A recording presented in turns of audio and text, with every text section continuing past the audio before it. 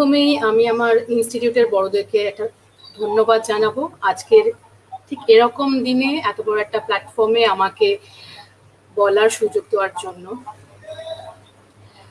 আজকে teachers day সম্বন্ধে বিশেষ কিছুই বলবো না, কারণ সবাই এই ব্যাপারটা সবাই জানে। তো আমি এটুকুই বলবো যে আমার ইনস্টিটিউটের বিভিন্ন কোর্সে বা বিভিন্ন ট্রেকিংয়ে গিয়ে বা ইনস্টিটিউটে বসেও আমি অনেক কিছু শিখেছি, ছোট বড় অনেকের কাছ থেকেই অনেক কিছু শিখেছি। তো তাদের সবাইকেই যথোপযুক্ত সম্মান জানিয়ে আজকে আমি আমার সতপন তাল ট্রেকের গল্প শোনাব। সতপন তাল ট্রেকটা ঠিক মোটামুটি প্রায় 1 বছর আগেই হয়েছিল, অর্থাৎ 2019। আমরা যাত্রা শুরু করেছিলাম 16ই সেপ্টেম্বর। তো সেই হিসেবে মোটামুটি ঠিক 1 বছর আগেই, মানে আমরা বর্ষপূর্তি করতে চলেছি। ইনস্টিটিউট থেকে প্রথমে ঠিক হয়েছিল আমরা সতপন তাল যাবো। তো এটা শোনার পর বেশ একটা অন্যরকম ফিল হয়েছিল যে সতপন তাল, সত ও পন্থ মানে সত্যের পথ, সত মানে সত্য আর পন্থ মানে পথ। তো সত্যের এই পথে যাব, মানে সত্যের প্রতিভু যিনি যুধিষ্ঠির যে পথে গিয়েছে সেই পথে এবার আমরা যাব। তো মনে তো অজস্র প্রশ্ন যে কেমন হবে সেই পথটা, ঠিক কেমন হবে যে পথে যুধিষ্ঠিররা সবাই মিলে গিয়েছিল, বা সেই যে একটা কালো কুকুর, যে গল্পটা আমরা শুনে অভ্যস্ত, যে একটা কালো কুকুর পুরো পথটা যুধিষ্ঠিরের সঙ্গে গিয়েছিল, সেই পথটা কেমন হবে, বা ওই কালো কুকুর আমাদের কেউ সঙ্গ দেবে কিনা, কিংবা ওই যে আছে যে বসুধারা ফলসের জল কোনোদিন কোনো পাপীর গায়ে পড়ে না, সত্যি কি পড়ে না, মানে এরকম অজস্র অজস্র প্রশ্ন মাথার মধ্যে তখন ভিড় করেছে। আর সেই সব সামলে নিয়ে আমরা মোটামুটি ব্যাগ গুছিয়ে নিয়েছি, নির্দিষ্ট দিনে আমরা যাত্রা শুরু করব এরকম একটা আশা নিয়ে। তো সেরকম একটা আশা নিয়ে আমরা সেই সত্যের পথ ধরে এগিয়ে যাব। আমরা বলতে রবিদা, ধ্রুব, মিনা, সায়ন্তনী, আমরা এই কজনই ঠিক সময় হাজির হয়ে গেছি হাওড়া স্টেশনে। দুর্গাদা আমাদের ইনস্টিটিউটের প্রেসিডেন্ট, উনি আমাদের হাতে ফ্ল্যাগ তুলে দিলেন। আমাদের ইনস্টিটিউটের সঙ্গে ঘুরতে যাওয়া, ট্রেকে যাওয়ার একটা আলাদা মজা আছে, সবাই এসে যায় মোটামুটি। স্বপনদা আমাদের আরসিসির লাস্ট বারের সিনিয়র ট্রেনি ছিলেন, তিনিও এসছেন। আমাদের একটু আগে যাকে দেখলেন রাজেশ দা, তিনিও আছেন। আমরা তো আছি। আমি পরিচয় করে দিই একবার, রবিদা, মিনা। আমরা এই দিনগুলোতে খুব মজা করি সবাই, আমরা যে একটা পরিবার সেটা খুব ফিল করা যায় এই দিনগুলোতে। মোটামুটি সবাই হাজির হয়ে যায় কাজ বাজ সামলে, শুধু তাই নয়, সঙ্গে থাকে ফুল মিষ্টি সবকিছু। খাওয়ার কথাটাই বলি কারণ খেতে খুব ভালোবাসি। তো এই যে লামখাগা, মানে তারও আগের বারে আমরা গিয়েছিলাম ইনস্টিটিউটের একটা ট্রেকে লামখাগা। তো সেখানে এত মিষ্টি এত খাবার দাবার দেওয়া হয়েছিল যে ফেরা অবধি আমাদের কাছে ছিল। তো যাই হোক, এবারেও মিষ্টি ফুল সবই পেয়েছি, কিন্তু মনটা আর এবারে ভালো নেই। ভালো নেই তার কারণ আমাদের এই যে ধ্রুব, এতক্ষণ বাদে আমাদের হাসি ফুটেছে, এই যে ধ্রুব, এ তখনও এসে পৌঁছায়নি। আমরা দাঁড়িয়ে আছি, আমরা তখন ট্রেন ছেড়ে দিয়েছি, ট্রেনে উঠে পড়েছি, সবার মন খারাপ, ছিলাম 4, তার থেকে আবার 1 কমে গেছে। তো লাস্ট মোমেন্ট ট্রেন যখন বেরিয়ে যাচ্ছে, আমি জিরাফের মতো গলা বাড়িয়ে রয়েছি। রবিদা ট্রেনের চেনের কাছে, যদি সেরকম হয় ট্রেনের চেন টেনে ধ্রুবকে তোলা হবে। শান্তনু একটু ডিস্টার্ব করলাম, তোমার ফেসটা পুরো আসছে না, মানে একটু তোমার পজিশনটাকে ঠিক করে রাখো। ঠিক আছে, তোমার হ্যাঁ, তোমার সব এত প্রশংসা করছে বাট তোমার সুন্দর মুখটাকে দেখা যাচ্ছে না। বাড়াবাড়ি করো। ঠিক আছে, এবার ঠিক আছে রাজেশ দা? আচ্ছা, আমি গল্পে ঠিক আছে, বুঝতে পেরেছি, আমি গল্পে চলে যাই। তো ঠিক এই সময় হাজির হলো ধ্রুব। মানে সে একটা সাংঘাতিক ব্যাপার। যাই হোক, আমাকে দূর থেকে অনুপমদা হাত নেড়ে বুঝিয়ে দিল যে ধ্রুব এসেছে আলটিমেটলি। এবং লাস্ট কম্পার্টমেন্ট থেকে ধ্রুব এসে এই সুন্দর একটা হাসি মুখ দেখালো এবং আমরা সবাই হেসে উঠলাম। যাই হোক, সেই সব করে সমস্ত কিছু করে আমরা পরদিন যথারীতি পৌঁছে গেলাম হরিদ্বার স্টেশন থেকে। তারপর একটু যেমন হয় সবাই গঙ্গার ঘাট, খাওয়া দাওয়া, দাদা বৌদির হোটেল সেরে পরদিনকে আমরা সন্ধ্যের মুখে বৃষ্টি মাথায় নিয়ে পৌঁছালাম বদ্রীনাথ। সবই তো ফোনে আগে থেকে ঠিক করা ছিল, তাই খুব বেশি টাইম নষ্ট করিনি আমরা। ঠিক তার পরের দিনই মোটামুটি বেরিয়ে পড়লাম, পুরো টিম এখানে হাজির। মাঝখানে কমলা জ্যাকেটে আমাদের গাইড তিলক আর তার টিম, সাথে আমরা 4 জন। রবিদার একটা দুঃখ ছিল, পঞ্চপাণ্ডব আমরা হতে পারিনি, যাই হোক 4 জনই। রুটটা ফার্স্টে দেখিনি ঠিক আমরা কোন দিক থেকে যাব। এখানে বদ্রীনাথ, কারসারটা একটু ফলো করবেন, এখানে বদ্রীনাথ। বদ্রীনাথ থেকে আমি দক্ষিণ থেকে একটু পূর্ব ঘেঁষে উত্তর দিকে যাব। ফার্স্ট এখানে মানাগ্রাম, এইটুকু পথ যাব গাড়িতে। এখান থেকে ট্রেক শুরু হবে, ঠিক নদীটাকে আমরা আড়াআড়ি ক্রস করবো, অর্থাৎ পূর্ব থেকে পশ্চিম দিকে যাব। এবার এই রাস্তা ধরে যাব 1 নম্বর যেখানে দেখেছি, এইটা হচ্ছে ওই সেই বসুধারা ফলস, শুরুতেই যার নামটা করেছি, মনে অনেক প্রশ্ন আছে এখানে। তারপরে 2 নম্বরে দেখাচ্ছি দুধারী গঙ্গা, 3 লক্ষ্মীবন ক্যাম্পসাইট, 4 সহস্রধারা, 5 চক্রতীর্থ ক্যাম্পসাইট, আমাদের দ্বিতীয় দিনের ক্যাম্পসাইট এটা, 6 তাল মানে সতপন তাল। আমাদের যেটা প্ল্যান আছে তাতে করে আমরা এখান থেকে আরো খানিকটা এগিয়ে যাব চন্দ্রকুণ্ড, বিষ্ণুকুণ্ড, সূর্যকুণ্ড দিয়ে আমরা 6 নম্বর ক্যাম্প অর্থাৎ তালের ধারেই থাকবো। নর্মালি থাকতে দেওয়া হয় না, তবু আমরা একটু বোরের কোলে বা আমাদের যে এজেন্সি ছিল সেও ম্যানেজ করে ব্যাপারটাকে বন্দোবস্তটা করে দিয়েছিল, তো আমরা এখানেই থাকবো। ফেরার সময় এখান থেকে সোজা চলে আসবো এই যে 3 নম্বরের, এখানে বলেছিলাম আমাদের প্রথম দিনের ক্যাম্প সাইট লক্ষ্মীবন, ঠিক তার 1 কিলোমিটার আগে এইখানে আমরা বেলপাটিতে থাকবো। এই হবে আমাদের 4টে ক্যাম্প। তো সেই মতো আমরা এবার যাত্রা শুরু করছি। এসে পৌঁছেছি বদ্রীনাথ থেকে মানাগ্রাম শহরে, মানাগ্রামে, সরি নট শহর। তো এই গ্রামটা হচ্ছে ইন্ডিয়া তিব্বতের বর্ডার লাইনে ইন্ডিয়ার পার্টের গ্রাম, শেষ গ্রাম। এখানে এসে দাঁড়িয়েছি, গাড়ি থেকে মালপাট নামানো হয়ে গেছে। তিলক তো এখানকার লোক, তার সমস্ত গল্প বলা অর্থাৎ এখানকার যেসব লোকগাথাগুলো আছে সেগুলো বলা শুরু করে দিয়েছে। দেখাচ্ছে আমাদেরকে দূরে ব্যাস গুহা, যেখানে বসে ব্যাসদেব মহাভারতের গল্প বলতেন। গণেশ গুফা, যেখানে গণেশজি বসে বসে লিখতেন ভূর্জপত্রের ওপর, সে ভূর্জপত্রের জঙ্গলও আমরা দেখব। এখানে ভীমপুল, ভীমপুল যেখানে কিনা এই ঠিক নিচ দিয়ে, এই যে পুলটা দেখাচ্ছি আমি, এর ঠিক নিচ দিয়ে বয়ে যাচ্ছে অলকানন্দা এবং সরস্বতী নদীর একটা মিলিত প্রবাহ। সেই প্রবাহকে পার করাবার জন্য কি করে দ্রৌপদী পার হবে সত্যি, তো ওই জন্য ভীম করলেন কি, শক্তিশালী বলশালী ভীম একটা পাথর নিয়ে এসে ওখানে রেখে দিলেন, দিয়ে সেই পাথরের উপর দিয়ে পার হবে দ্রৌপদী। এইসব গল্প বলছে আমাদের গাইড তিলক, বলে যাচ্ছে, তো আমরাও শুনছি। তারপর তিলক বলে চলেছে আরো যে এই পার হয়ে, পুলটা পার হয়ে এসে তারপরে এই মানাগ্রামের আশেপাশে কোথাও দেহ রাখেন দ্রৌপদী।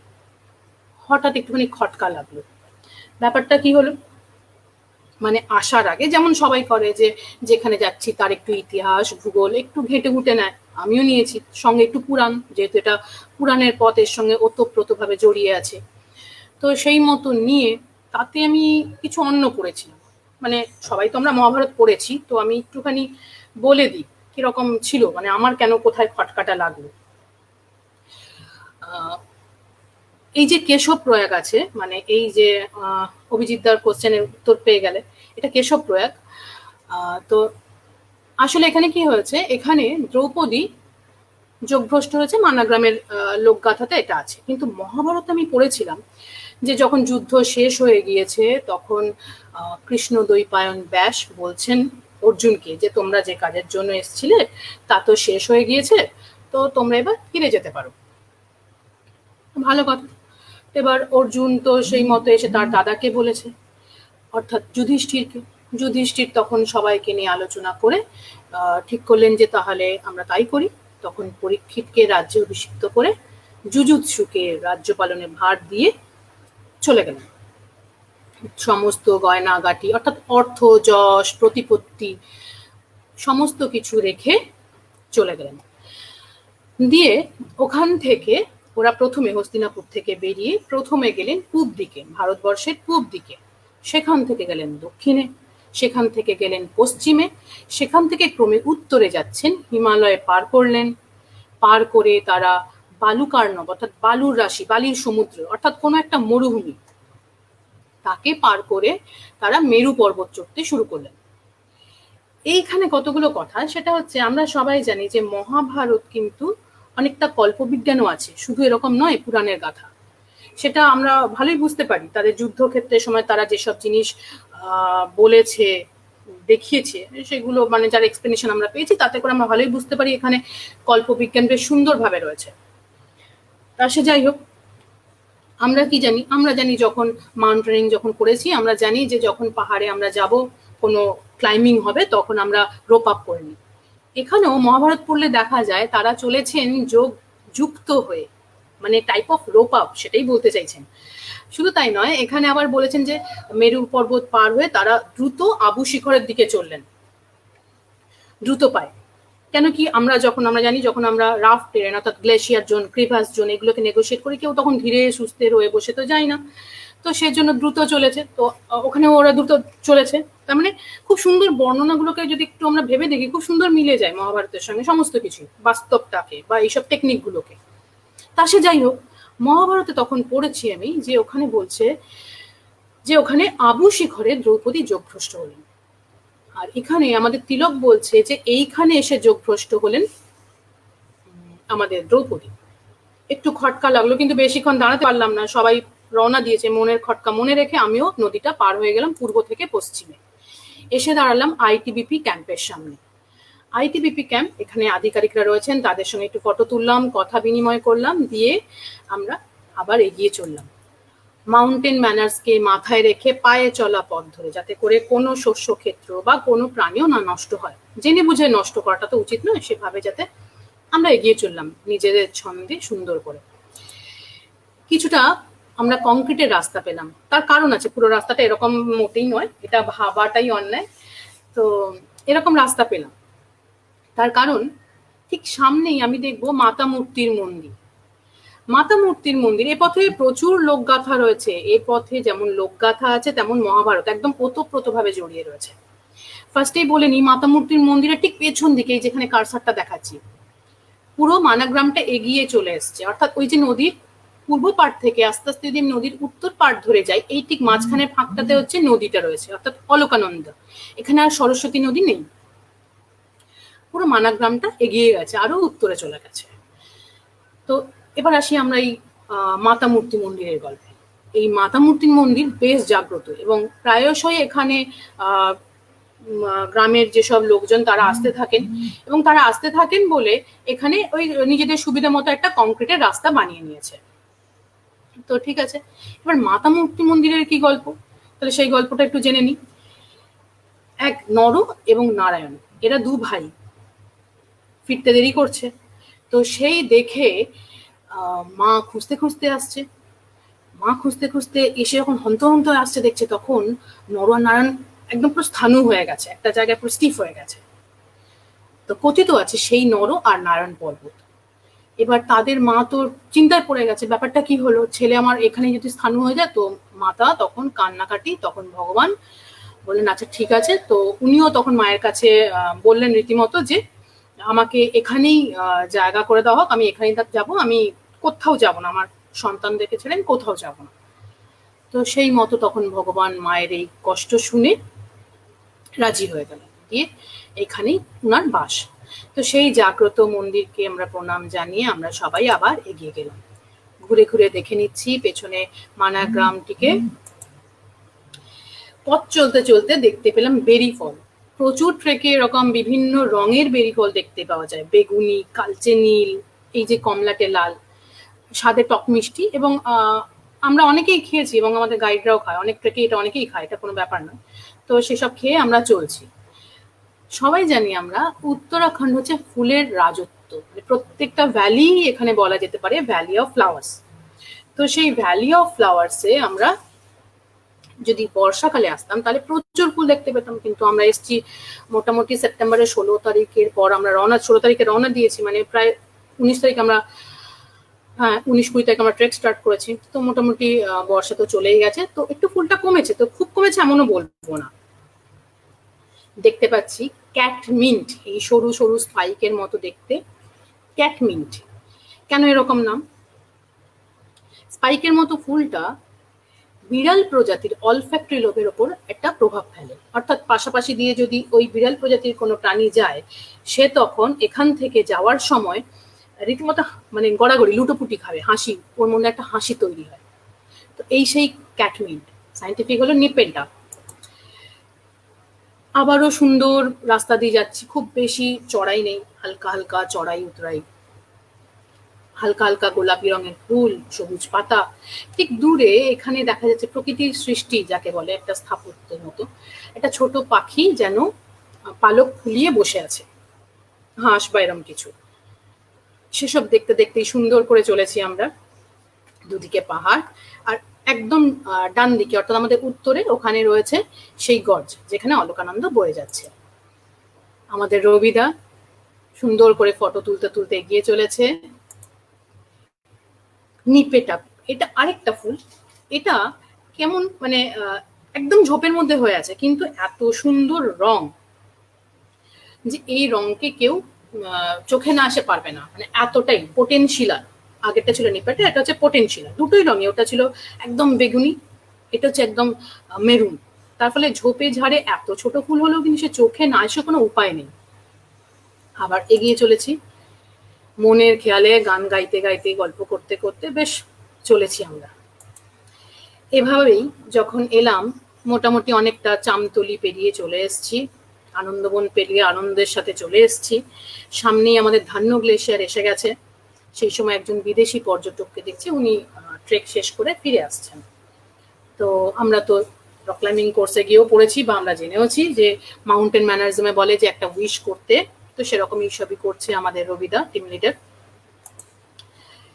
ছোট্ট একটা শুয়োপোকার মতো প্রায় পায়ের তলায় চাপাই পড়ছিল, ভাগ্যিস পড়েনি, ঠিক সময় খেয়াল করেছি, বেঁচে গেছে ওর প্রাণ। আমারও এই স্বর্গের পথে যাচ্ছিলাম, আর একটা প্রাণী হত্যা করে পাপ নেওয়া থেকে আমিও একটু বেঁচে গেছি আর কি। হয়তো ওই পূর্ণ জল গায়ে পড়লেও পড়তে পারে, কিন্তু পা দিলে পড়তো না সে। এই সেই ক্ষতিগ্রস্ত ধান্য গ্লেসিয়ার, ভীষণভাবে ক্ষতিগ্রস্ত। চারদিকে এসে অবস্থা দেখেই আমরা বুঝতে পারছি। একটু দাঁড়িয়ে নিলাম, একটু ফটো তুলে নিলাম সবাই মিলে। ট্রেকের তো এটাই মজা, যখন তখন চুপচাপ করে দাঁড়িয়ে পড়ো, ফটো তুলে ফেলো। ঢাল বেয়ে ভেড়াগুলো চড়ে বেড়াচ্ছে, ঘাস খাচ্ছে। এরাই ওই নিচ থেকে আসে, এসে প্রায় 6 মাস ধরে এরাই চড়ে বেড়ায় এখানে, ঘাস ফাস খায়, আবার নিয়ে চলে যায় এদেরকে। এই যে গোলাপি রঙের ফুলটা দেখতে পাচ্ছি, এটা মিকচেলা। এরা বাগান সাজানোর জন্য এদেরকে রীতিমতো চাষও করা, মানে এখানে দেখে মনে হচ্ছে যেন পাহাড়ের ঢালে আগাছা হিসেবে জমে আছে, তা নয়। এরা কিন্তু রীতিমতো চাষ করা হয় ওখানে, এবং বাগান সাজানোর জন্য তখন ব্যবহারও করা হয়। খুব সুন্দর সবুজ উপত্যকা। প্রথম চোখে পড়লো, যেখানে কারসারটা দেখাচ্ছি, প্রথম চোখে পড়লো বসুধারা ফলস।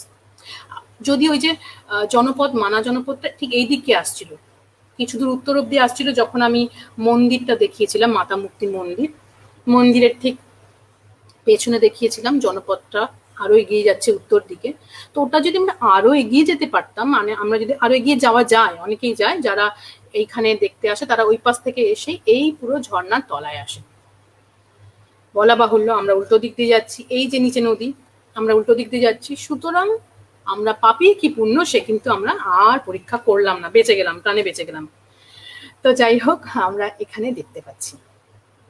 হঠাৎ করেই মনে পড়লো যে এই ঝর্ণার এখানে লোক গাথাতে আমাদের একটু আগেই বলেছিল তিলক যে যখন যাব, যখন ওই ঝর্ণাটা দেখবো, তখন আমরা নকুলের যোগভ্রষ্টের কথা বলবো। তা কি সেই যোগভ্রষ্টের কথা? দ্রৌপদীরটা তো আমি বলেইছি। দ্রৌপদীর তো আমরা জানি যে যখন দ্রৌপদী ওই শিখরে গিয়ে, আবু শিখরে গিয়ে যোগভ্রষ্ট হলেন, তখন তার ভীম যুধিষ্ঠিরকে জিজ্ঞেস করছে যে দ্রৌপদী কেন যোগভ্রষ্ট হলো। তখন উত্তরে যুধিষ্ঠির বলছে যে আসলে দ্রৌপদীর 5 স্বামী, হিসেব মতো 5 জনকেই সমান চোখে দেখা উচিত ছিল, কিন্তু দ্রৌপদী সেটা ছিল না। মনে দ্রৌপদীর কিন্তু অর্জুন একটু বিশেষ জায়গা দখল করেছিল। ওই যে পক্ষপাত দুষ্টটাই হচ্ছে ওর যোগভ্রষ্টের কারণ। নকুলও জানি, নকুল নিজেকে ভীষণ রূপবান ভাবছে, সেজন্য। তো এইভাবে কিন্তু তিলক তখন আমাকে বলছে, আমি যতদূর পড়েছিলাম ওখানে সেটা মনে পড়ছে যে নকুল কূর্মশিলাতে দেহ রাখেন, যোগভ্রষ্ট হন। কিন্তু এইখানটাতে এসে আমাকে তিলক বলছে, আমাদের গল্পটা বলছে যে নকুল যখন এখানে এলেন, পঞ্চপাণ্ডব তো আসছিল, আস্তে আস্তে দ্রৌপদী তো মানাগ্রামের ওখানেই মারা গেছেন। এবার যখন নকুল এখানে আসার পর নকুল কিন্তু যোগভ্রষ্ট হলেন। ব্যাপারটা বুঝতে পারছি না, কারণ আমি যেটা পড়েছিলাম ওখানে, সেখানে বলছে যে ফার্স্টে সহদেব, তারপরে নকুল। এখানে বলছে নকুল আগে যোগভ্রষ্ট হয়েছে।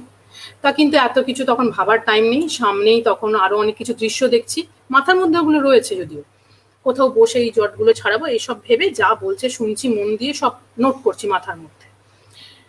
দূরেই দেখতে পেলাম পাথর দিয়ে, এটা ওই উত্তর অলকানন্দের উত্তর দিকেই দেখতে পেলাম পাথর দিয়ে গোল করে ঘিরে রেখেছে একটা অংশ। ভাবলাম বুঝি কেউ ঘিরে রেখেছে, আগে কখনো এরকম দেখিনি। তো আমাদের গাইড বলছে যে না না, ওখানে ওই রাতের ভেড়াগুলো যেগুলো চড়ছিল না, ওরা ওখানে এসে ওখানে বিশ্রাম নেয় রাত্রিবেলাটা, আর ওদের দলের কুকুর তারা কিন্তু পাহারা দেয়। নতুন জিনিস দেখলাম, দেখে এগিয়ে চলেছি, ঝর্ণা যত এগোচ্ছি তত আরো কাছে চলে আসছে আমাদের বসুধারা ফলস। কিন্তু ওই যে বললাম, আমরা পরীক্ষা করছি না, দূর থেকে শুধু দেখে নিচ্ছি।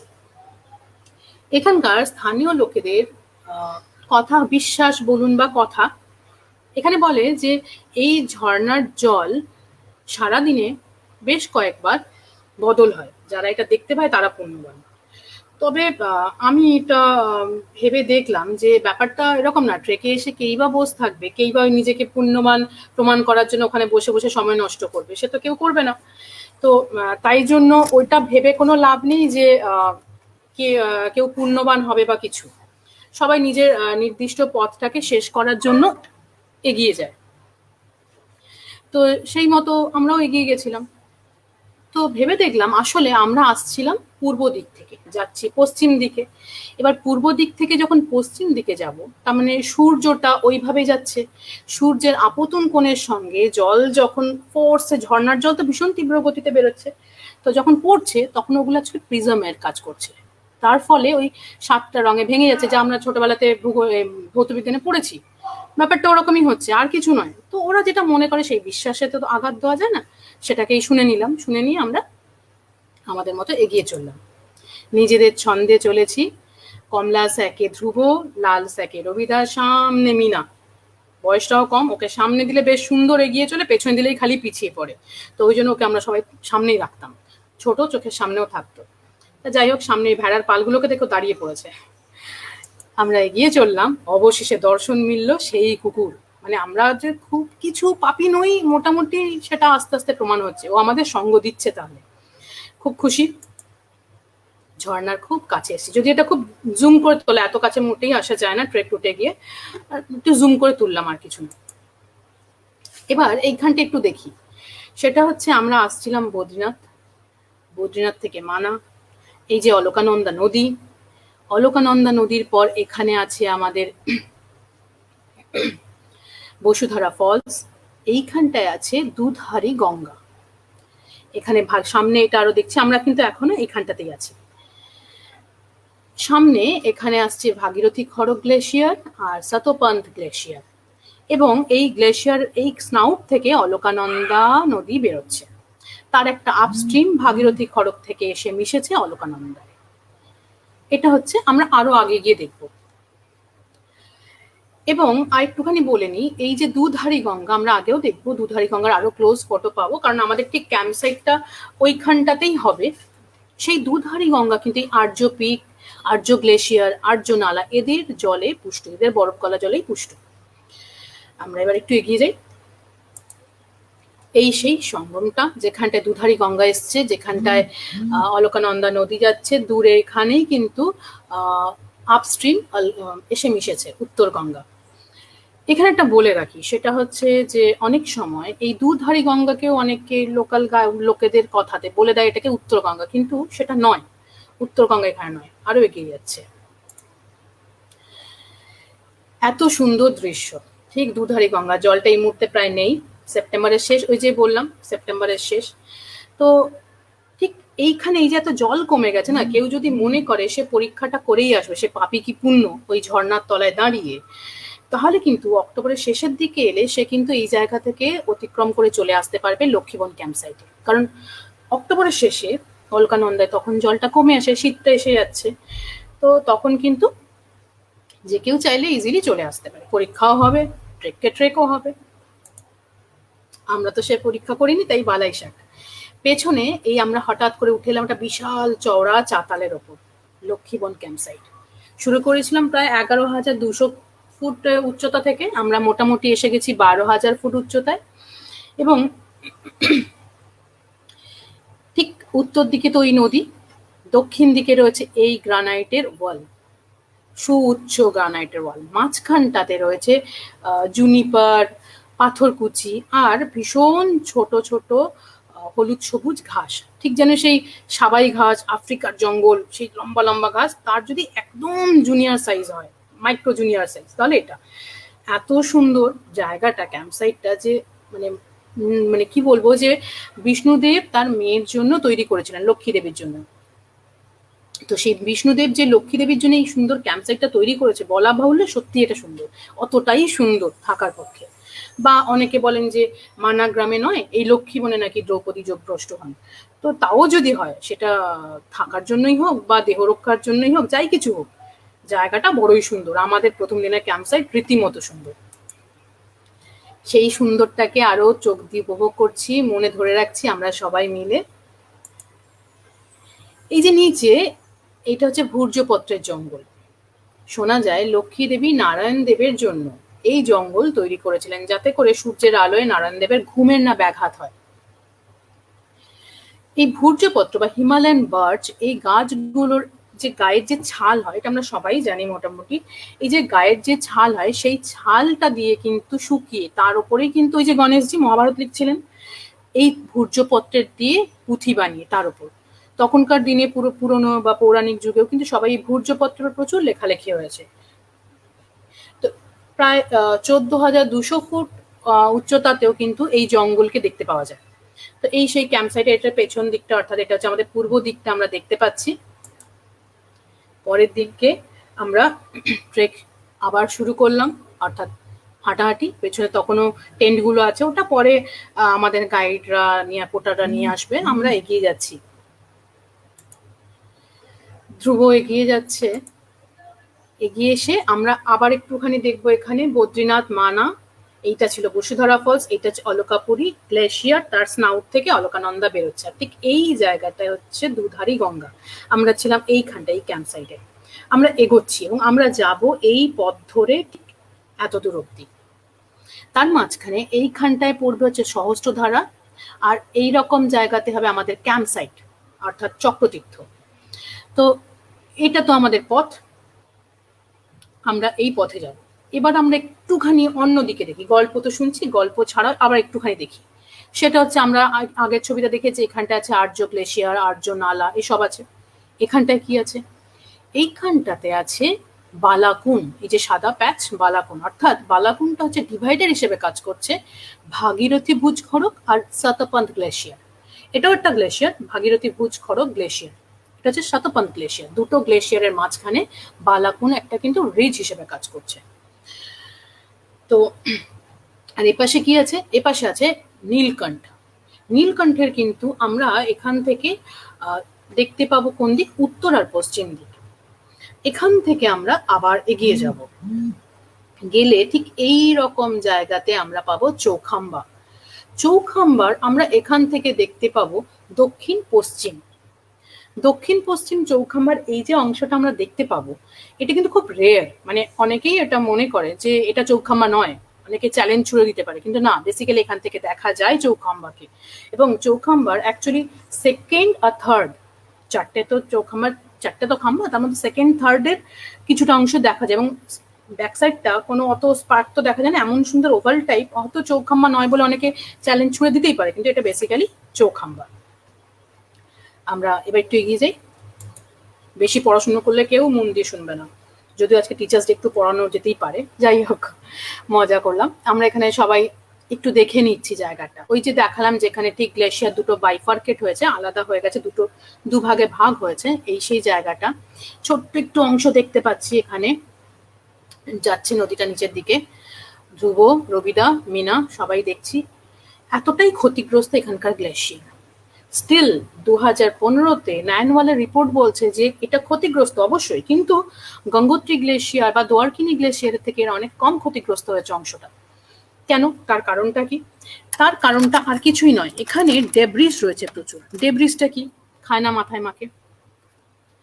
ডেব্রিস মানে ভাঙা অংশ, গ্লেশিয়ার তার বয়ে আনা জিনিসপত্রগুলোকে বলছে গ্লেশিয়ার ডেব্রিস।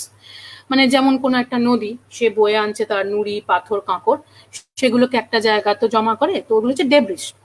ঠিক আছে, এবার ওই ডেব্রিস গুলো এখানে সব ওই বয়ে নিয়ে যেতে পারেনি, কারণ এখানে ঢালটা এতটা কম যে বেশি দূর নিয়ে যেতে পারেনি, স্লোপ নেই, নিয়ে যেতে পারেনি, তাই ওইখানেই রেখে দিয়েছে, বেশি দূর নল্প একটু সরিয়ে নিয়ে রেখে দিয়েছে। বলা যেতে পারে কুঁড়ে গ্লেশিয়ার, বেশি পরিশ্রম করেনি। তা সে যাই হোক, সেটা আপদে ওর কিন্তু ভালোই হলো। তার ফলে গঙ্গোত্রী গ্লেশিয়ারের থেকেও কিন্তু এই গ্লেশিয়ারের ক্ষয়টা অনেক কম। এখানে একটা কোটিং, একটা লেয়ার তৈরি করে দিয়েছে। হিসেবে বলছে এই যে গ্লেশিয়ারের ক্ষয়টা, সেটা যদি দেখা যায় প্রায় 50 বছরে এটা যে লেয়ারটা থিকনেস কমেছে মাত্র 9 মিটার প্রায়, এবং প্রায় 55 বছর ধরে এর পশ্চাৎ অপসারণ, গ্লেশিয়ার আমরা বলি না, গ্লেশিয়ার পিছিয়ে যাচ্ছে, রিট্রিট হচ্ছে, পিছিয়ে যাচ্ছে প্রায় 0.27 বর্গ কিলোমিটার মতো। আরেকটা মজার ব্যাপার, আমরা কি জানি অল্টিটিউড কম নাকি হাইটটা কমছে, কিন্তু এর এন্ডে অর্থাৎ স্নাউট এরিয়াতে এসে কিন্তু এর হাইটটা বাড়ছে। সেটা কেমন করে? প্রায় 70-80 বছর ধরে প্রায় 51 মিটার বেড়েছে। কেমন করে সেটা এবার বলছি। ডেব্রিস গুলোকে বয়ে নিয়ে আসছে, গ্লেশিয়ারের তো স্লোপ কম, ওর বহন ক্ষমতাও কম, তো একদম এন্ডে এসে স্নাউটে এসে ওর জমা করে দিচ্ছে। একের পর এক ডেব্রিস জমা হতে হতে তার ফলে ওখানকার জায়গাটা, ওখানকার উচ্চতাটা কিন্তু অনেকটা উঁচু, অনেকটা বেড়ে যাচ্ছে। তো সেই যে বেড়ে যাচ্ছে, এই বেড়ে যাওয়াটা কিন্তু আসলে ওই 51 মিটার প্রায় দেখা যাচ্ছে, ওটাকে দেখলে ওটা প্রায় মোটামুটি 51 মিটারের মতো। তো মোটামুটি ন্যানওয়ালের রিপোর্টটা আপাতত লেটেস্ট রিপোর্ট, তার আগেও অনেকে এটা নিয়ে অনেক কাজকর্ম করেছে, তো তার লেটেস্ট রিপোর্টে দেখা যাচ্ছে এই রিপোর্টগুলো। এই সমস্ত কিছু দেখে আমরা আবার এগিয়ে চললাম। দেখতেই পাচ্ছি রাস্তায় প্রচুর বোল্ডার রয়েছে, সামনে আরো বোল্ডার পাবো আমরা, তো আমরা এগিয়ে চললাম। ওয়েদার ভীষণই খারাপ। এখানে একটা ছবিতে জাস্ট দেখিয়েছি, যদি আরেকটু ডিটেলিং এর প্রয়োজন, সেটা হচ্ছে প্রথমে এই গ্লেশিয়ারটা ছিল এই বেগুনি কালারটাতে, দেখতেই পাচ্ছি 1936 এটা এতটা, সেটা পিছিয়ে বর্তমানে হচ্ছে এই সাদা দাগ। এবং একটা জিনিস এখানেও, এটা হচ্ছে আমাদের শতপান গ্লেশিয়ার, এটা হচ্ছে ভাগীরথী ভুজ খড়গ গ্লেশিয়ার। তো ভুজ খড়গ গ্লেশিয়ারের থেকেও কিন্তু এর কিন্তু পিছিয়ে হটাটা একটু বেশি হয়েছে, মানে ডেব্রিসটা কম, ভাগীরথী ভুজ খড়কের ডেব্রিসটা অনেক বেশি। এগিয়ে চলেছি, একটা বোল্ডারকে কাজে লাগিয়ে সেখানে একটা স্থায়ী আবাস করে নিয়েছে। কবে করেছে, কে করেছে তা তো বুঝতে পারছি না, কিন্তু ভেতরে কিউরিয়াস হয়ে গিয়ে আমরা সবাই একটু উঁকি মেরেছিলাম। তো মানে বেশ বড় সড়ো, মানে রীতিমতো ক্যাম্পখাট পেতে থাকা যায়। তা জানি না কেউ এখানে থেকেছে কিনা, তবে হ্যাঁ সাধু সন্ত বা মেষ পালকরা অবশ্যই থেকেছে, এবং তাদের জন্যই এরকম নিজেরা একটা সুবিধা মতো বানিয়ে নিয়েছে, কারণ তারা তো অনেক দিন ধরে থাকে, তো তারাই হয়তো বানিয়ে নিয়েছে। বড় বড় বোল্ডার টপকে আমরা এই রাস্তায়, এই একদম দেখতে পাচ্ছি না, এই রিজটার ওপাশে আমরা ছিলাম, সেখান থেকে এইভাবে এসে একটু নিচে নেমে আবার এইখান থেকেই উঠছি। এগিয়ে চলেছি আমরা, পাথরের গায়ে লাল মশ হয়ে রয়েছে। ব্যাস প্রায় 3 কিলোমিটার এসছি। আর এই যে এটি হলো ভীমের গদা, লোকাল লোকজন বলে এটা, এই রক টাওয়ারটা এটা বলে দেয় আমরা পাণ্ডুধারা এসে গেছি। এই রক টাওয়ারটা বুঝিয়ে দেয় আমরা পাণ্ডুধারা এসে গেছি, পেছনে আছে লক্ষ্মীবন, সামনে এগুলোই সহস্রধারা। সেখান থেকে আমরা এগিয়ে চললাম। আরো ওয়েদার খারাপ হচ্ছে, সহস্রধারার একে একে ধারা আমরা দেখতে পাচ্ছি, বোল্ডার টপকে টপকে আমরা যাচ্ছি। কথিত আছে ভীমের ভীষণ জল তেষ্টা পেয়েছিল, সেই জলের তেষ্টা মেটাতে অর্জুন এক তীর মেরে এতগুলো ধারা নামিয়েছিল। ভীম তো, তার তো খেতেও অনেকটা লাগে, বড় শরীর, তেমন জলটাও খেতে অনেক লাগে, সবকিছু মিলে অনেকটা জলের ধারা, তো তাই জন্য তার অর্জুন নামিয়ে দিয়েছিল। তো তার থেকে নাকি এই জলধারা তৈরি হয়েছিল, তো সেটা তো এখানকার কথিত আছে। কিন্তু আরেকটা যেটা ব্যাপার, যেটা ভূগোল বলছে, ঠিক এর পেছনে রয়েছে নীলকণ্ঠ পর্বত, এবং সেই পর্বতের গ্লেশিয়ার গলা জলই এই সহস্র ধারার উৎস। সহস্র ধারা অর্থাৎ প্রায় 3 কিলোমিটার জুড়ে মনোলিথিক রক, অর্থাৎ একটাই শিলা প্রায় 3 কিলোমিটার জুড়ে আছে। দেখলে হয়তো ওটা বোঝা যায় না, কারণ ক্ষয় ক্ষতিগ্রস্ত হয়েছে, কিন্তু 3 কিলোমিটার জুড়ে এই মনোলিথিক রকের ওপর দিয়ে কিন্তু অজস্র, শয়ে শয়ে, হাজার হাজার ধারা নেমে এসছে। এবং সেটাই এখান থেকে যাচ্ছে। এবং আমরা যেখানে হাঁটছি অ্যাকচুয়ালি, এই যে গ্লেশিয়ার ক্ষতিগ্রস্ত অবস্থাটা আমরা দেখতে পাচ্ছি, তো এই মুহূর্তে এটা হচ্ছে সাতপান গ্লেশিয়ার, তারই গ্লেশিয়ারের বয়ে আনা সমস্ত ডেব্রিস গুলো, এটা ল্যাটারাল মোরেন, তার উপর দিয়ে আমরা যাচ্ছি। ধারার অনেক কাছে এসে যাচ্ছি, একটুখানি দেখা যাচ্ছে নীলকণ্ঠ পর্বতের অংশকে। পৌঁছে গেছি ধারার কাছে, প্রায় 13,000 ফুট উচ্চতাতে এসে এখানে বসলাম। এই সেই সহস্র ধারা যেখানে সহদেব যোগভ্রষ্ট হলেন। আর মহাভারত আমরা পড়ছি কি না, অনঙ্গ শিলাতে যোগভ্রষ্ট হচ্ছেন সহদেব, আর কুর্মশিলাতে হচ্ছে নকুল। তো কুর্মশিলায় যখন নকুল যোগভ্রষ্ট হচ্ছে আর সহদেব এখানে হচ্ছে, তো আমাদের তো মহাভারতের সঙ্গে কিছু মিল পাচ্ছি না। কি আর করব, সবকিছু মাথায় নিয়ে নিলাম, দেখা যাক কোথাও তো মিলবে, সেই আশা করে কিছুটা ফটো তুললাম, কিছুটা রেস্ট নিলাম, খাওয়া দাওয়া করলাম, দিয়ে আমরা চলে যাচ্ছি। সহদেব যদি এখানেই দেহ রেখেছেন তাই থাক, মোটামুটি নিজেকে বিজ্ঞ ভাবায় তার ছিল দোষ, সেই অপরাধ, সেই পাপ বোধ থেকে সহদেবকে এখানেই ভূপতিত হতে হলো। দিয়ে আমরাও এগিয়ে চললাম।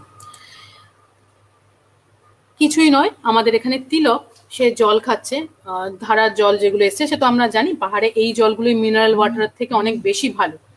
এবং এই জলের ধারাগুলোকে যাতে কোনোভাবে নষ্ট না হয়, কারণ এই জলটাই বয়ে যাচ্ছে নিচের দিকে, তাই জলের ধারা কোনোভাবে নষ্ট করা উচিত না। সেই হিসেবে আমরা জলটার ব্যবহার এমনভাবে করব যেন কোনোভাবেই না নষ্ট হয়। তো সেগুলো তো আমরা মাউন্টেন ম্যানার্সে পড়েছি, জেনেছি, এবং আমরা সেটা চেষ্টা করে এগিয়ে চলেছি। মিনা প্রথমবার এরকম গ্লেশিয়ারের অবস্থা দেখছে, তাই একটু ভালো করে দেখছে, একটু উদ্বিগ্নও হয়ে রয়েছে বটে। সেই সব দেখে খানিকটা হার্ড ওয়াইসের উপর দিয়ে আমরা এগিয়ে চলেছি। সামনে রিজ দেখছি, ওই রিজ ক্রস করে আরো খানিকটা যেতে হবে। এগিয়ে চলেছে, হঠাৎই পিছন ফিরে দেখে দেখে যেতে যেতে দেখলাম বৃষ্টি নামছে। তো তারই মাঝখানে টুক করে একটুখানি ফটো তুলে নেওয়া চলছে রবিদার পায়ের কাছে, নট উইড, কিন্তু বাকিরা সব এগোচ্ছে। এবং আস্তে আস্তে বৃষ্টির বেগও বাড়লো। সেই বৃষ্টির বেগ বাড়ার সঙ্গে সঙ্গে আমরা গিয়ে ঢুকে পড়লাম একটা প্রাকৃতিক গুহার মধ্যে, অনেক বড়, বেশ দিব্যি বসে আমরা এখানে লাঞ্চও করে নিলাম। বৃষ্টি থামলো, থামার পর আমরা মোটামুটি আবার হাঁটা দিলাম। আর সামনে মাত্র 3 কিলোমিটার আছে, সেটা অতিক্রম করতে পারলেই আজকে রাতের আস্তানা চক্রতীর্থ ক্যাম্পসাইট। সেই রিজগুলো টপকে আমরা পৌঁছে গেছি চক্রতীর্থ ক্যাম্পসাইট। চক্রতীর্থ নামটা দেখেই বোঝা যাচ্ছে চক্রের কোনো গল্প আছে, একদম তাই, চক্রের গল্প আছে। কথিত আছে এখানে শ্রীকৃষ্ণের চক্র, সুদর্শন চক্র এখানে রাখা হয়েছিল, এবং সেই সুদর্শন চক্রর ভারে সত্যি সত্যি প্রায় গোলাকার একটি ক্যাম্পসাইট তৈরি হয়েছিল। ঠিক চারপাশে রয়েছে রিজ, পর্বত, আর মাঝখানটা এরকম একটা গোল অংশ। একদম দূরে, এখানে এখন বোঝা যাচ্ছে না, দূর থেকে একটা জলের ধারা গেছে, এটাই হচ্ছে এই ক্যাম্পসাইটের জলের উৎস। যাই হোক, আমরা সবাই পৌঁছে গেলাম, ব্যাস হাসি খুশি মুখ, একটু গরম জল, একটু গরম কিছু খাওয়ার দাওয়ার, একটু গল্প স্বল্প, যা যা হলো, যা যা দেখলাম, ব্যাস নিজেদের মধ্যে টাইম কাটানো। তিলক আমাদের বুঝিয়ে দিয়েছে এই জায়গার মাহাত্ম্য, এখানেই অর্জুন দেহ রাখেন। আর মহাভারত আমাদের বুঝিয়ে দিয়েছে কিন্তু যে গোমতী শিলাতে অর্জুন যোগভ্রষ্ট হলেন। তার কারণ কি, যখন ভীম জিজ্ঞেস করছে, আচ্ছা আপনি তো বললেন যে নকুল সে রূপবান বলে তার অহংকার ছিল, তাই জন্য নকুল কুর্মশিলায় যোগভ্রষ্ট হয়েছে। সহদেব সে বিজ্ঞ নিজেকে ভাবতো, তাই জন্য তার সেই পাপ থেকে তার যোগভ্রষ্ট হলেও সে অনঙ্গ শিলায়। তাহলে অর্জুন কেন এখন এই গোমতী শিলায় কেন, সে কেন যোগভ্রষ্ট হলো? তখন যুধিষ্ঠির বলছে যে অর্জুন নিজেকে খুব বড় ধনুর্বীর ভাবতো, সে নিশ্চয়ই বড়, কিন্তু অন্যদের যে হেয় করতো, যে অবজ্ঞা করত, তার কারণেই তাকে পাপবিদ্ধ হয়ে তাকে যোগভ্রষ্ট হতে হলো।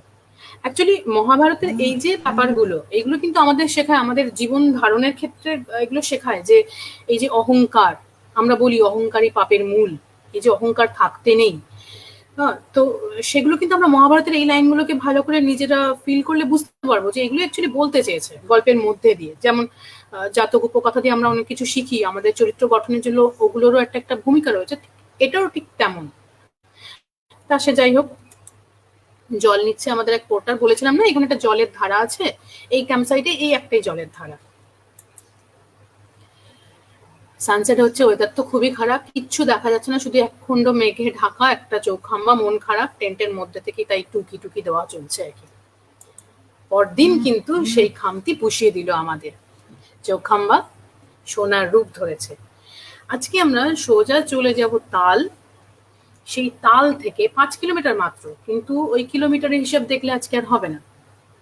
সেই তাল থেকে আমরা যাব আরো সামনে খানিকটা এগিয়ে, সামনে এগিয়ে ওই যে বলেছিলাম চন্দ্রকুঞ্জ যাব, সূর্যকুঞ্জ যাব, বিষ্ণুকুঞ্জ যাব, এগুলো সব প্ল্যানে রয়েছে।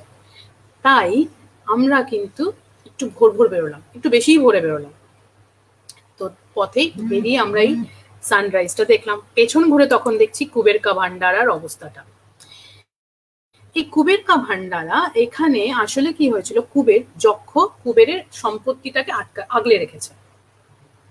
কিরকম ভাবে আগলে রেখেছে না, এখানে এই কুবের কা ভান্ডারার মধ্যে সমস্ত সম্পদ তার রাখা আছে, যক্ষ সেটাকে পাহারা দিচ্ছে। এটি হচ্ছে কুবের কা ভান্ডার, সম্পদের ভান্ডার। পেছন ঘুরে আমাদের ক্যাম্প সাইটকে দেখছি, ক্যাম্প সাইটের এই অংশগুলো চকচক চকচক করছে, আর আমরা কিন্তু সামনের এই রিজ, মানে এইখান থেকে এসেই মোটামুটি রিজ রিজ রিজ রিজ করে আমরা এগোচ্ছি। সেই রিজ থেকে এগোতে এগোতে এই যে রিজে উঠছি আমরা, একদম এসে পৌঁছালাম এই সরু রিজের মাথায়। সরু রিজের মাথায় আসতে দেখলাম বালাকুন একদম সামনে, অসংখ্য স্পার গিয়ে এখানে মিশেছে। এই বালাকুন আমি যে বলেছি তার এদিকে শতপন গ্লেশিয়ার, আর মানে এটা পশ্চিম দিক, আর পূর্ব দিকে রয়ে গেছে ওই ভাগীরথী ভুজখড় গ্লেশিয়ার।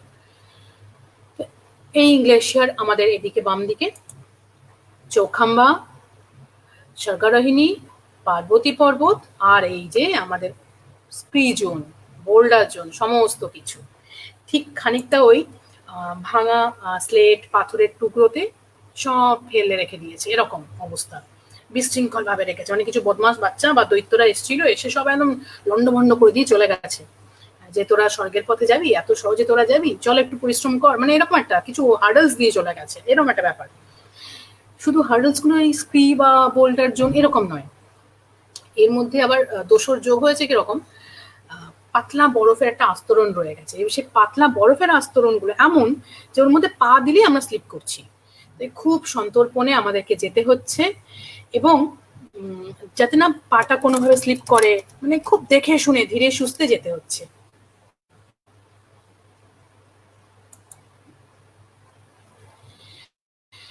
এই সেই জোন, মোটামুটি আমরা যদি এখান থেকে পেরোই, এপাশ থেকে গিয়ে এইখান থেকে নামলে পরে আমরা তালটাকে পাবো, ঠিক আছে। এই হচ্ছে আমাদের গল্প, মানে এই ফাঁকটাতে আমাদের তালটাকে পাবো, এই যে এই জায়গাটাতে নামবো, নামলে আমি তালটাকে পাবো। আর আমরা এই পথ ধরে, এই সরু রেজার এন্ড ব্লেড ধরে আমরা এই দিকে চলে যাব, প্রথমে চন্দ্রকুঞ্জ। এটা হচ্ছে আমাদের আগের পথ। গাইড যাচ্ছে ধ্রুব, এখানে আমাদের টিম, আরেকটা পোর্টারদের টিম এখানে, মানে খুব খাড়াই আর কি, তখন দেখি ছবিটা দেখলেই ভালো করে বোঝা যাচ্ছে। ধীরে ধীরে আমরা সবাই নামছি। এক সময় ঠিক সামনে এরকম একটা চড়াই, এখানে এই পাথরটার আড়ালে আমরা একটুখানি বসলাম, প্রায় 2.5 ঘন্টার মধ্যে 2 ঘন্টা 40 মিনিট টানা হেঁটে এসে জাস্ট একটা বসার জায়গা পেলাম। জায়গা ঠিক নয়, এখানটাতে বসে আমরা নিজেদেরকে একটুখানি, কোনো এখন আমার জায়গা নেই, কিছুই নেই বলতে গেলে, তার মধ্যেই আমরা একটুখানি কোনো রকমে একটুখানি রেস্ট নিলাম। তো বেশিক্ষণ দাঁড়ানো যাবে না, সামনেই চড়াই রয়েছে, আর আমাদের তো এগোতে হবে, মাথার মধ্যে ওটা সবসময় ঘুরছে। তখন ঘড়িতে সকাল 9টা, তখন সামনে তখনও চাঁদটা ঠিক পরিষ্কার। তো যাই হোক, মিনা ধ্রুব উঠে গেছে, রবিদা উঠছে, তা আমি আর কি করবো, ছবি তুলতে তুলতে আমিও এগিয়ে চলেছি। তো আমি ঠিক মোটামুটি এরকম জায়গা মাঝপথ দিয়ে এসেছি, তো দেখছি ওরা আমাকে ডাকাডাকি করছে। তো আমি ভাবছি বোধহয় আমি অনেকটা পিছিয়ে গেছি, তাই বোধহয় ডাকাডাকি করছে, তো আমি একটু তাড়াতাড়ি হাঁটার চেষ্টা করছি। ঠিক যখন রিজের মাথায় পৌঁছালাম, তখন ওরা পরপর দাঁড়িয়ে ছিল পাশাপাশি, একদম গা ঘেঁষাঘেঁষি করে, ঠিক পাশাপাশি সব সরে গেল, একদম যেন সেই পর্দা টেনে দেওয়া হলো, থিয়েটার শুরু হবে, পর্দাটা টেনে দেওয়া হলো, দুদিকে পর্দাগুলো সরে গেল, ড্রপগুলো সরে গেল, আর ঠিক দেখা দিল 3 কোণা এই পান্না সবুজ তাল। এই সেই 3 কোণা পান্না সবুজ তাল, যার 3 দিকে ব্রহ্মা বিষ্ণু মহেশ্বর ধ্যানরত, এবং এই তালের জল বিআইএস এবং হু, ওদের নিরিখে ওরা পরীক্ষা করে দেখেছে এই তালের জল সুপেয়। অথচ কি করে যেটা হয়, এইসবই বলে না ভগবান, মানে যদি বিশ্বাস করো তাহলে অনেক কিছু ব্যাপার, সেরকম এই তালের জল এতটাই সুপেয়, মানে অথচ এখানে লোকজন পূর্ণ স্নান করতে প্রতি একাদশীতে আশেপাশ থেকে মানা গ্রাম থেকে লোকজন আসে। শুধু তাই নয়, এখানে তারা এসে অস্থি বিসর্জনও করেন, তার মানে দূষিত হওয়ার কথা, তাও হয় না। কথিত আছে এখানে গান্ধর্ব, যিনি কিনা মিষ্টি সুরেলাসরে গান, পাখি এক ধরনের গান শোনায়, যে কিনা অ্যাকচুয়ালি ভগবান আর মানুষের মধ্যে যোগ সূত্র হিসেবে কাজ করে, সেই গান্ধর্ব নাকি এখানে থাকে এবং তারা নাকি এই তালের জলে কোনো রকম নোংরা পড়তে দেয় না, তাই জন্য নাকি তালের জল এত পরিষ্কার। তা সে যে কোনো কারণেই হোক, এই সেই তাল, চির আকাঙ্ক্ষিত পান্না সবুজ তিনকোনা তাল, যেখানে আমরা অবশেষে এসে পৌঁছালাম। বেশিক্ষণ অপেক্ষা তো করা যাবে না, আমরা এগিয়ে যাব। একটু ফটো তুলে নিলাম, দিয়ে আমরা এগিয়ে যাব। তো এগিয়ে যাওয়ার আগে আর একটুখানি দেখে নিই এই সেই শতপান তালের জায়গা। আমরা এখান থেকে এইটুকু অব্দি আসবো, ছবিতে অনেকটা দেখিয়েছে, তো এইখান থেকে আমরা এইভাবে অংশটা দেখতে পাই, সেভাবে কিছুই নয়, জাস্ট এই অংশটাকে দেখতে পাই চৌখাম্বার। এখানটাতে রয়েছে জাহ্নকূট, আরো এই দিকটায় রয়েছে শতপন্থ পিক, আর বালাকুন এই পাশটাতে। এই সেই সরু রিজ, ব্লেডের প্রান্তের মতো ধারালো এই সেই সরু রিজ। আমরা ঠিক এখান থেকে উঠে গিয়ে এই রিজের মাথায় উঠবো এবং এইভাবে কখনো উপর দিয়ে রিজের, কখনো একটু নিচ দিয়ে, একদম উপর দিয়ে তো রিজের কেউ যায় না, একটু নিচ দিয়ে, কখনো অনেকটা নিচ দিয়ে, বড় বড় যখন বোল্ডার এসে যাচ্ছে তখন অনেকটা নিচ দিয়ে নেমে আবার যেতে হচ্ছে। তো আমরা তালের জলে একটু স্পর্শ করে নিয়ে ওখান থেকে বাবাজির সঙ্গে দেখা করে আমরা এগিয়ে চললাম। এই যে তাল, এখান থেকে আমরা যাব, ঠিক এত দূর অব্দি যাবো। এই যে সরু রেখাটা বেরিয়ে গেছে, পার্বতী পর্বতের গ্লেশিয়ার এসে চন্দ্রকুণ্ড, আমরা ঠিক এত দূর অব্দি যাব। চলেছি একের পর এক ব্রিজ ধরে, এই পাশে শতপন্থ গ্লেশিয়ার, এই পাশে তাল। এই যে সরু রিজ, ফাটাফুটি গ্লেশিয়ার দেখতেই পাচ্ছি, এদিকে রয়েছে তাল, ঝোড়ো হাওয়া দিচ্ছে, ওয়েদারও একদম ভালো না। ধ্রুবই এতটা নেমে এসছে, নেমে এসে আবার উঠছে, কারণ এই যে বোল্ডার, এখানে একটা ফাটাফুটি বোল্ডার অনেকটা নেমেছিলাম, এখানেও একটা বোল্ডার, আবার এখানে একটা বোল্ডার। তো যখন যখন বোল্ডার পড়ছে আমরা তখন তখন নেমে আসছি, নেমে এসে আবার উঠছি, এইভাবেই আমরা এগিয়ে চলেছি। অবশেষে পৌঁছালাম আমরা ঠিক ওই রিজ যেখানটা রয়েছে চন্দ্রকুণ্ড নিচটাতে। পার্বতী পর্বত এই দিকটাতে, পার্বতী পর্বতে পুরো বরফ গলা জলেই কিন্তু এখানে আসছে, এসে তৈরি হচ্ছে চন্দ্রকুণ্ড। দেখা হয়ে গেল চন্দ্রকুণ্ড, এখান থেকে এবার আমরা যাব সূর্যকুণ্ড এবং বিষ্ণুকুণ্ড। চন্দ্রকুণ্ডে চন্দ্রমা এখানে স্নান করতে আসে, আর সূর্যকুণ্ডে দিনের প্রথম সূর্যের আলো পড়ে, আর বিষ্ণুকুণ্ড যেখানে বিষ্ণু স্নান করে। এই হলো গিয়ে এই কুণ্ডগুলোর বিশেষত্ব। তো আমরা এবার ওইদিকে যাব। তো সেখানে আমরা যাওয়ার জন্য এবার এগিয়ে চললাম। তার আগে একটুখানি ঘুরে দেখে নিচ্ছি কিভাবে পার্বতী পর্বতের বরফ গলা জল, গ্লেশিয়ার গলা জল এখানে এসে পড়ছে। এখন তো পুরো শুকিয়ে গেছে, ওই যে অক্টোবরের শেষের দিকে, মানে সেপ্টেম্বরের শেষের দিকে এসেছি, তাই জলটা পুরো শুকিয়ে গেছে। দুটো কেয়ারনের মধ্যে দিয়ে তালকে তখনও দেখা যাচ্ছে, পেছন ঘুরে সব দেখছি আমরা, নীলকণ্ঠ পর্বত একটু দেখা যাচ্ছে,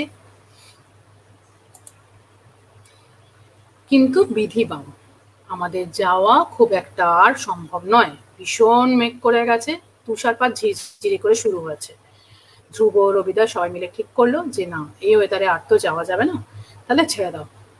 তো এখানকার লোকগাথাতে বলছে যে এই যে স্টেপস, সরকারনী স্টেপস বলছে, এই স্টেপস এখানে 7খানা স্টেপস আছে, সেই 7টার মধ্যে 3টে নাকি এমনি ভালো ওয়েদারে দেখাই যায়। আমরা অবশ্য একটাও দেখতে পাইনি, কারণ ওয়েদার ভীষণ খারাপ।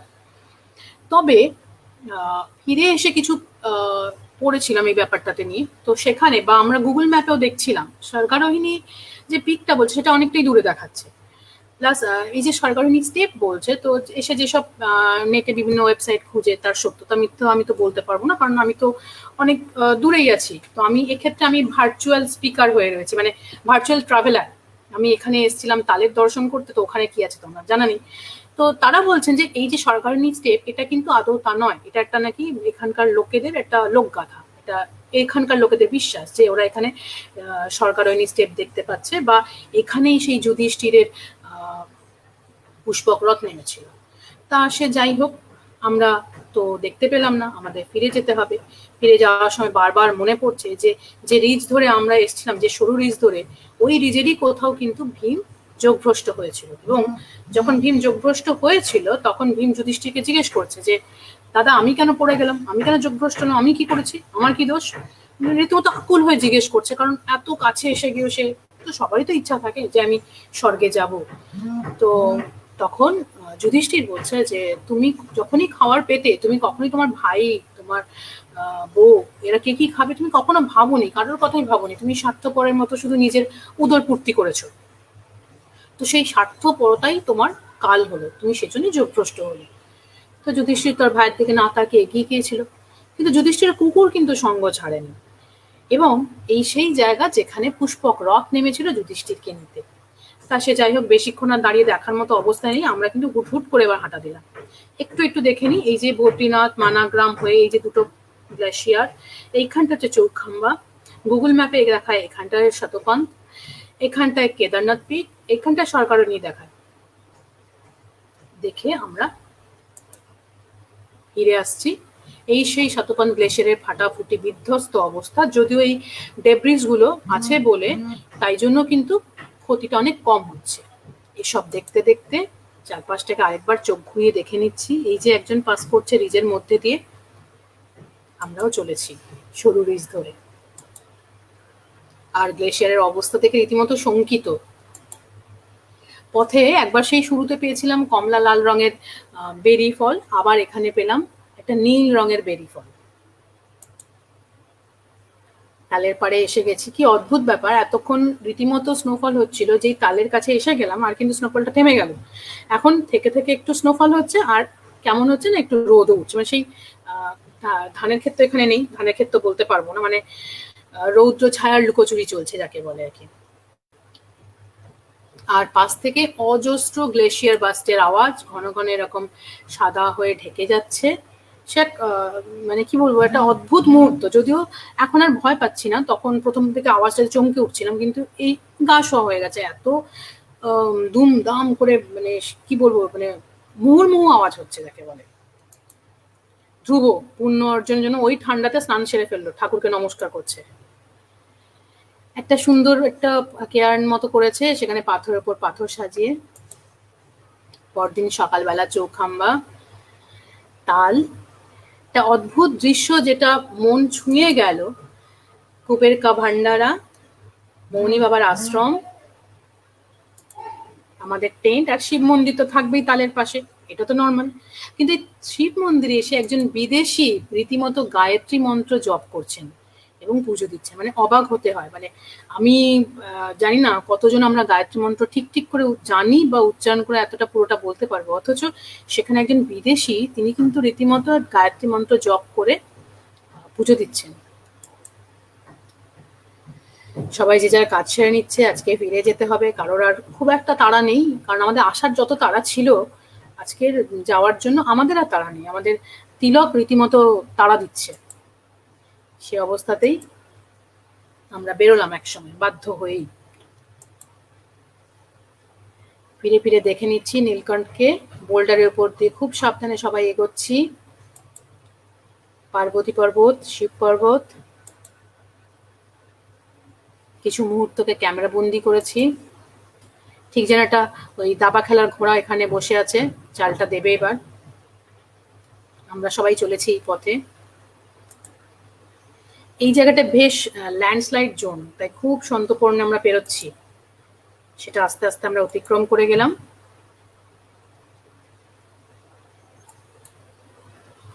খুব সাংঘাতিক একটা দৃশ্য, অনেকবার তিলককে বলে বলেও হয়নি। আমাদের এখানকার ছেলেরা যেমন করে আর কি, রাস্তা দিয়ে যাচ্ছে, ট্রেন লাইন ধরে যাচ্ছে, মোবাইলে গেম খেলতে খেলতে, আমাদের তিলকও তাই। আমি প্রথম কোনো গাইডকে দেখলাম যাকে এরম ভাবে বোল্ডার জোন ক্রস করছে মোবাইলে গেম খেলতে খেলতে, মানে এটা খুব সাংঘাতিক লেগেছিল আমার ছবিটা দেখে। অনেক বোঝাবার চেষ্টা করেও পারিনি, দিদিমণি সুলভ আচরণ তো, তাই বাচ্চাকে মানুষ করার মতো করে চেষ্টা করেছিলাম, পেরে উঠিনি। যাক, আমরা চলেছি নিজের মতো করে খুব সাবধানে। আজকে তো ফেরার কোনো তাড়াই নেই, চারপাশটাকে যতটা দেখে নেওয়া যায়। ছোট্ট ছোট্ট বেগুনি রঙের ফুল, সাদা ফুল, বেশ লাগছিল দেখতে, ভালো ফুলের টাইমে এলে আরো বেশি ভালো লাগতো হয়তো। রবিদা এখানেও ওখানেও একইভাবে পরিষ্কার পরিচ্ছন্ন দিকটা খেয়াল রাখে। এখানেও যদি কোথাও কিছু পড়ে থাকে এরকম নোংরা, সেটাও পরিষ্কার করে রবিদা। এখানেও বিস্কুটের প্যাকেট, চকলেটের প্যাকেট তুলে নিচ্ছে এরিকার ঝোপ থেকে।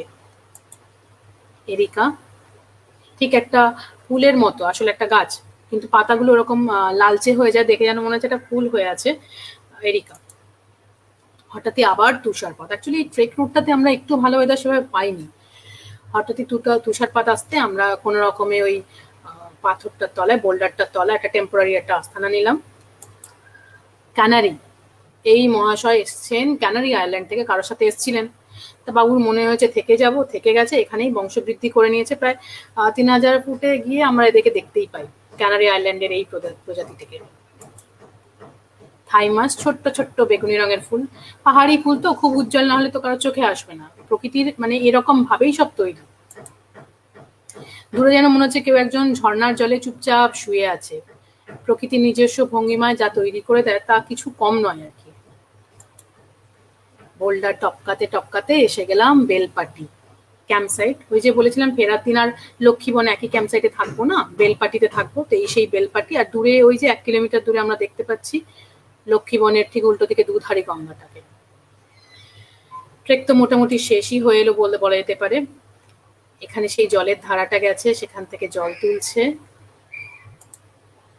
সন্ধে হয়েছে, জেনডার্ন গুলোকে দেখা যাচ্ছে, যেন মনে হচ্ছে দুটো পাখি কপত কপতি বসে আছে, কখন ওদের ছানাপোনারা আসবে।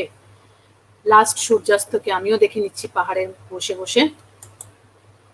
পার্বতী পর্বতের একটা ছোট্ট দৃশ্য, মেঘে ঢেকে যাচ্ছে, সূর্যাস্ত হচ্ছে, তার লাল আভাও ছড়িয়ে পড়ছে।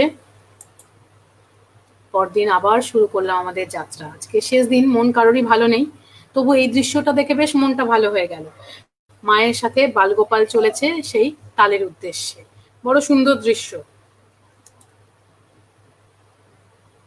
চারদিকে সবুজ সাদা আর মাথার উপরে আকাশি।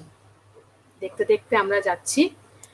সামনে ভেড়া চড়াতে এসছে এরা, মেষপালকরা। ওরা ওই একটা টেম্পোরারি শেল্টারকে নিয়ে সেখানে বসে আছে। সামনে ওদের ভেড়ার দল এই যে নিচের দিকে চড়ে বেড়াচ্ছে, ওদেরকেই লক্ষ্য রেখেছে। আর থেকে থেকে উঠে গিয়ে ওদের লোমগুলোকে কেটে রাখছে, জড়ো করছে। এগুলো কাজে দেবে, ওদের পশমিনা তৈরি হবে এখান থেকে। খুব উৎকৃষ্ট মানের শীতবস্ত্র তৈরি হয় তা দিয়ে। মায়ের সাথে তাদের বাচ্চা কাচ্চাদের খেলাধুলো চলছে রীতিমতো। কেউ কেউ রোদ পোহাচ্ছে, ভালো মনোরম একটা দৃশ্য। সেই কুকুর আমাদের কিন্তু আবারও বাই করলো। মানে আমরা খুব একটা পাপি নই, এটা আমরা বুঝে গেলাম। কেউ বুঝুক না বুঝুক, আমরা বুঝে নিলাম যে আমরা খুব একটা পাপি নই। এই যে গালিটা, আমরা ফিরে আসার সময় এখন আমাদের দক্ষিণ দিকে পড়েছে এই গালিটা দিক চলে গেলে আমরা কিন্তু নীলকণ্ঠ বেস ক্যাম্প যেতে পারবো। ওদিকে রয়েছে নীলকণ্ঠ বেস ক্যাম্প। ফিরে চলেছি, ফিরে যাওয়ার পথে পথে মাঝে মাঝে একটু একটু করে ছবি তুলে নিচ্ছি, কারণ আর তো এই পথে সেভাবে আসা যাবে না। তবে এ পথে যদি কেউ চায়, সে পুরো তাল অব্দি যদি নাও যায়, ওই স্কি জোন বোল্ডার জোন যদি সে নাও যায়, তবু যদি সে বদ্রীনাথের পর এসে এখানে একদিন ওই লক্ষ্মীবন ক্যাম্পসাইট বা সহস্রধারা ক্যাম্পসাইটে যদি থাকেও, তাতেও কিন্তু খুব ভালো লাগবে। খুবই সুন্দর ক্যাম্পসাইট। ধান্য গ্লেশিয়ার খুব সন্তর্পণে পার হচ্ছি। এই জায়গাটা বেশ বাজার। এই সব গ্লেশিয়ার গুলো আমাদের দক্ষিণ দিক থেকে এসে উত্তরে অলকানন্দা এসে মিশেছে।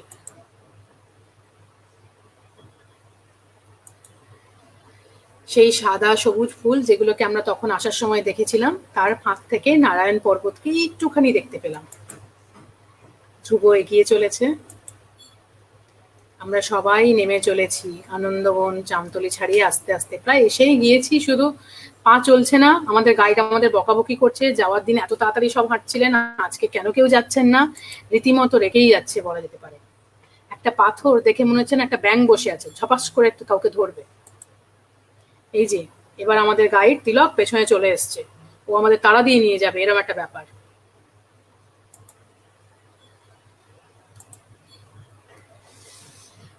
শেষ হলো এখানে আমাদের। একটা সেকেন্ড,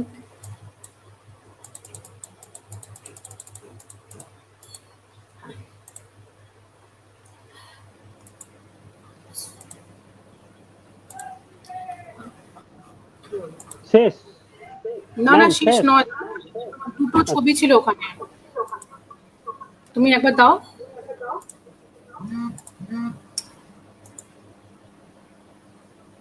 গো টু স্লাইড, দাঁড়াও এক সেকেন্ড,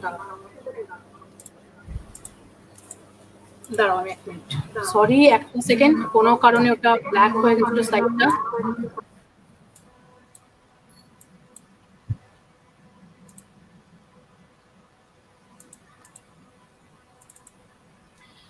দেখতে পাচ্ছি শহরের গ্রামের এখানকার গ্রামের মেয়েরা যথেষ্ট পরিশ্রম করে, তো তাদেরকে আমরা দেখতে একটু পাচ্ছি ফুল এখানে স্ক্রিন করো শান্তনু, শস্য একটা ফুল ঝাড়াই স্ক্রিন করো, হচ্ছে। ফুল স্ক্রিন একটু ফুল করো। স্ক্রিন না, দাঁড়াও করছি, এগিয়ে যাচ্ছে বারবার। দুটোই স্লাইড আমি এমনি দেখিয়ে নিচ্ছি, ফুল স্ক্রিন তো নিচ্ছে, সেটা আমি দুটো স্ক্রিন আমি এমনি দেখিনি না, কারণ বারবার বেরিয়ে যাচ্ছে,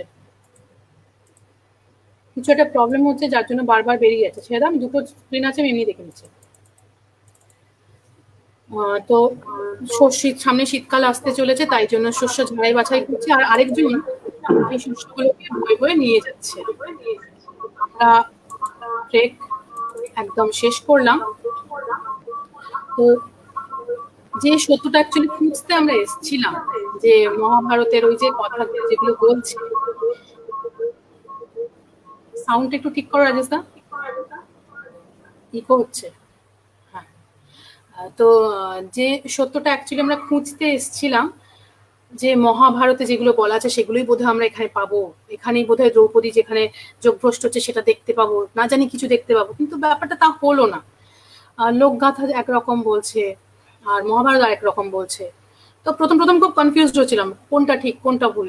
তারপরে শুধু একটাই কথা ভাবলাম, মহাভারত তো পৌরাণিক গল্প, তার সঙ্গে তো লোকগাথা মিলিয়ে কোনো লাভ নেই। আমরা তো ট্রেকার্স, আমরা পথ চলবো, আমরা চারপাশ প্রকৃতিকে দেখবো, আমরা জানবো বুঝবো।